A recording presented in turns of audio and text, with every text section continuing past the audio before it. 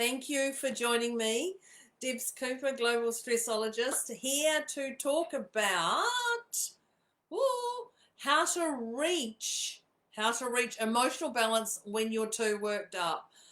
Oh, doesn't that just sound beautiful? No, it probably sounds a little bit crazy. I'm sure.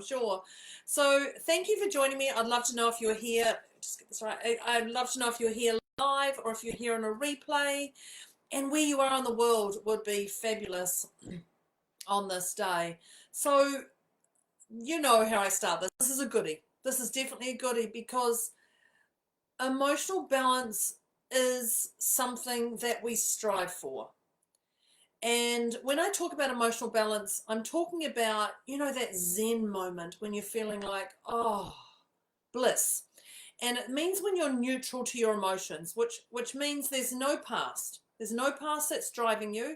Nothing that's coming into your head is what's happened in the past, as in even 1 minute ago. There's no future. There's no future going on. It is about being in the present. And that is the in-between of that, or that, it's too much. And it's about being in that in-between is where we're looking to take you, which is that emotional balance. And that's a neutral state, or neutrality, some people call it. So even thinking about that makes me just go, oh, what a beautiful day I'm going to have if I sit in that emotionally balanced, emotionally centered, no past, no future, that Zen moment. I'm not talking about that. Some people do that, but I'm talking about that whole, oh, this is a beautiful place to be. So thinking of that and how beautiful that is, just be aware.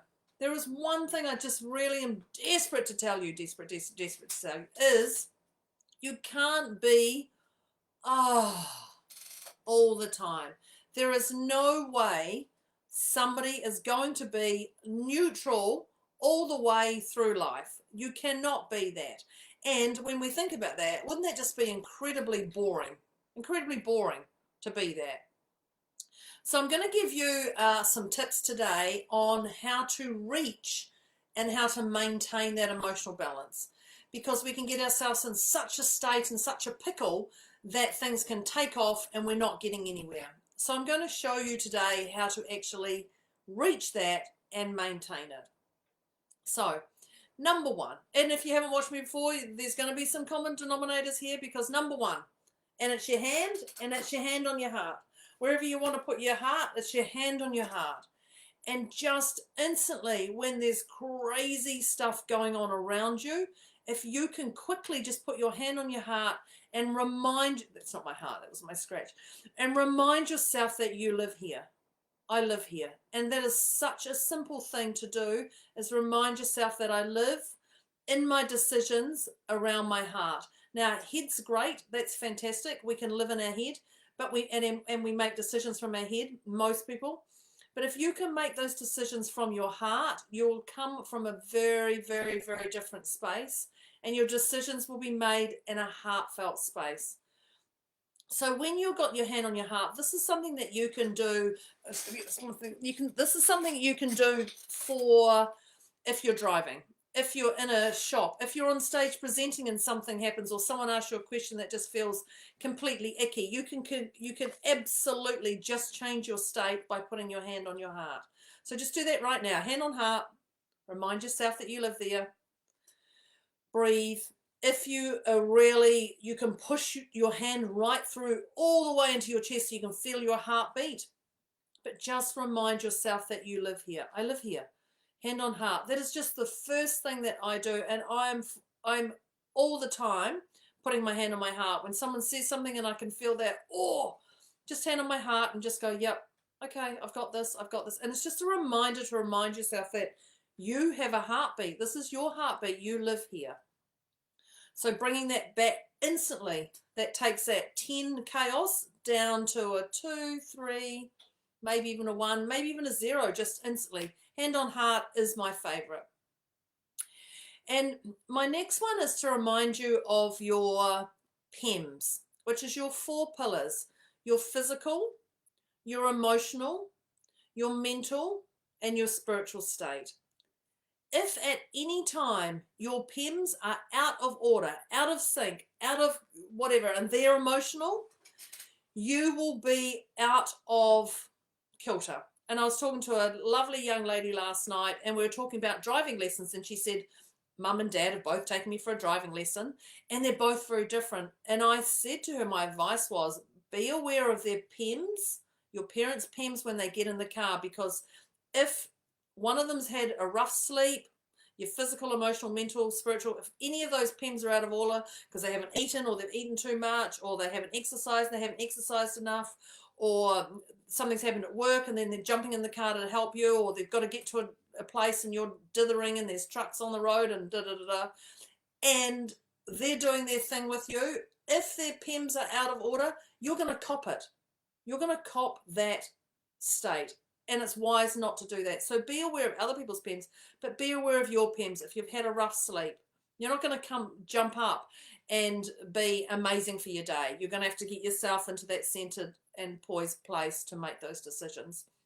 So be aware of your physical, emotional, mental, and spiritual place. Number 3 is don't rush decisions. Don't rush decisions. So when I talk about decisions, I'm talking about when someone asked you something or you're asking someone else. So you've got to be aware that time is incredibly important. Your time just as much as theirs. For my partner, I can't make big decisions. Well, I can't actually talk about big decisions late at night. I get into bed and my eyes go, I'm like, what about this? What about this? And I thought about this. And my partner's just like, oh, come on, leave me. And that's purely because my partner's brain capacity doesn't work like my brain capacity. So be aware of those decisions. Don't rush them. So what you can do is you can walk away or drive away safely. When I say drive away safely, not get out of that decision and race in the car and skid and the rest of it. Walk away or drive away safely. You must respect that person. And respect is a really, really, really big thing. Respect that person. Tell them that you require time. If it comes down to this decision, tell them you require time, but don't put a time frame on that time. I'll let you know by the end of today, because then you put something else on. If something happens to your day and you're not going to get back to them, you've disrespected them, you've disrespected yourself, and you've disrespected that decision. So be aware of that respect about not rushing decisions. So walk away or drive away, but just let them know, hey, this doesn't feel right for me right now. I just need to get myself in order. I'll come back to you. When are you going to come back to me? When are you going to tell me? I can't give you a time frame right now, but I will come back to you. Just let me get myself in some sort of order. Be respectful. If you speak from the heart, you do it with your hand in your heart if necessary. You speak from your heart, they're going to receive that. But if you just go, I don't know, leave me alone, they're going to go, well, hang on, what's going on? What can I do? What have you done? Let's just get the end of this. Know that when you're backed into a corner, you make quick decisions, and often you forget, you regret. Not regret. You regret those decisions. When you're backed into a corner and someone goes, tell me, and you're like, and they're hyper, and you're like, oh, I don't know what I'm going to do, and you go, yes, I'll say yes. You're going to regret that. So be aware of those quick decisions. So just be aware when you're backed into a corner, yourself and others make decisions, because I know for myself, if I'm backed into a corner to say something, often boom, out it comes. It's not what people want to hear. Often I just need to think about it in my mind before I can come back and say something. Be aware that everyone makes decisions differently. Some think, some jump, and some sit on it for ages. Some avoid. Maybe that's the other way of saying it. So be aware that everyone makes decisions differently. And that is about your emotional well-being. Remember those PEMS, those four pillars of those PEMS. So acknowledge that other person, respect them, but don't rush that decision in what they're asking you or you're asking them. Now, I talked about respect, so I'm going to go back to that, because number 4 is clearly the same word again: respect yourself. You are important. You are absolutely important in this world. So honor your body and mind. No one wants to see you unhappy. No one wants to see you unhappy. So you have to do what's right for you, and that's really honoring and respecting yourself. So change your state, as Tony Robbins says, shake it off, whatever it is. Do whatever lights you up right now.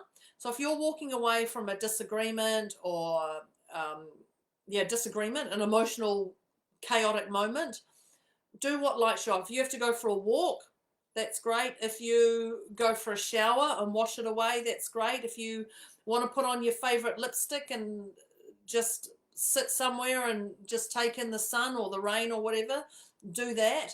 Or if you want to cry, do that as well. Honor what works for you and honor your body and your mind. So this is all around respecting yourself. Respect yourself for what is right now.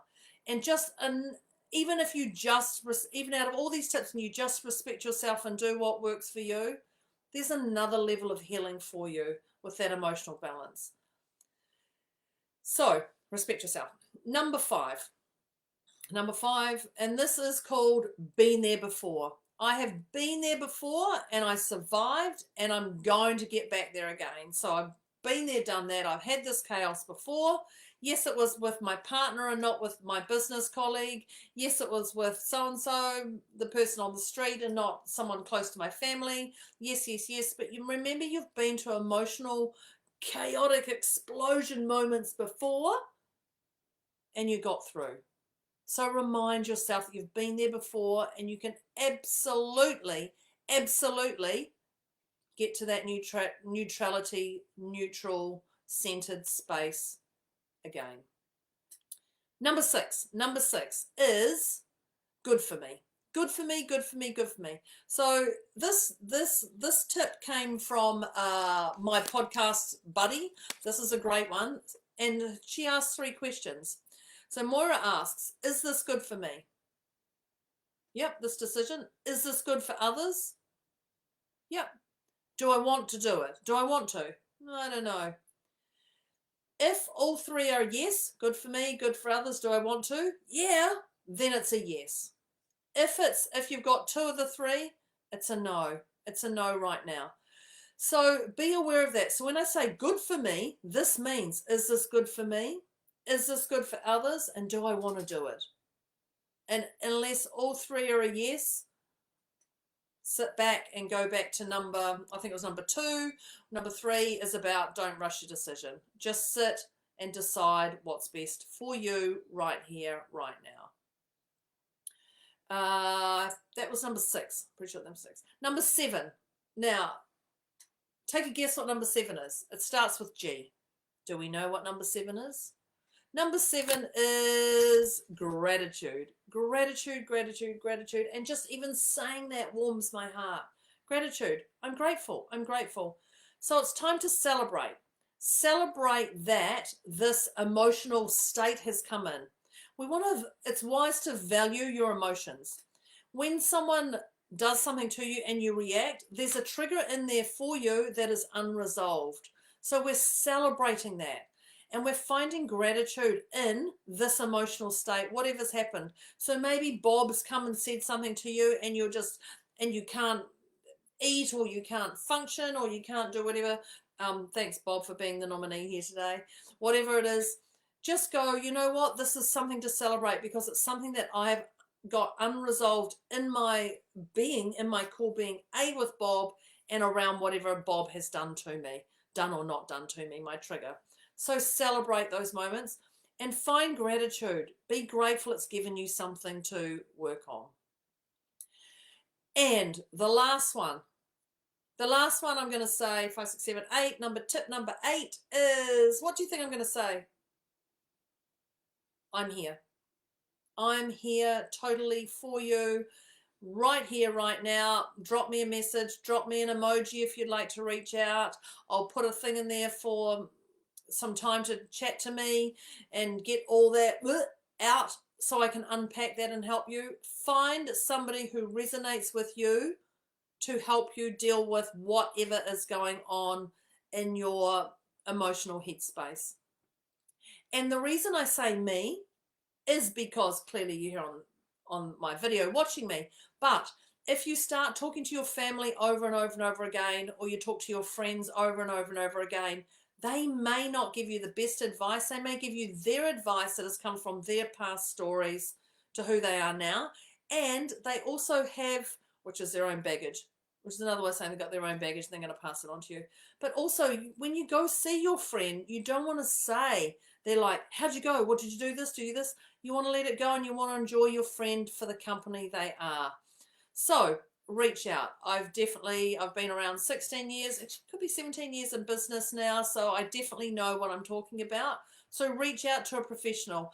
If it's not me you resonate with, which would be odd because you're clearly watching this, then find another professional who you can actually reach out to, who can help you with that. So that is I believe that was 8 tips. On how to reach that emotional balance when you're too worked up. Don't beat yourself up. Don't beat yourself up over this. Hand on heart, this is my beautiful the first thing I do when things go crazy is hand on heart. It just centers me and balances me.